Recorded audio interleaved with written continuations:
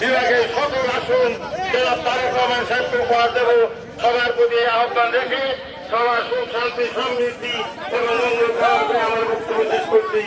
সবাইকে ধন্যবাদ। আসসালামু আলাইকুম ওয়া রাহমাতুল্লাহি ওয়া বারাকাতুহু। জনাব তারেক রহমান জিন্দাবাদ।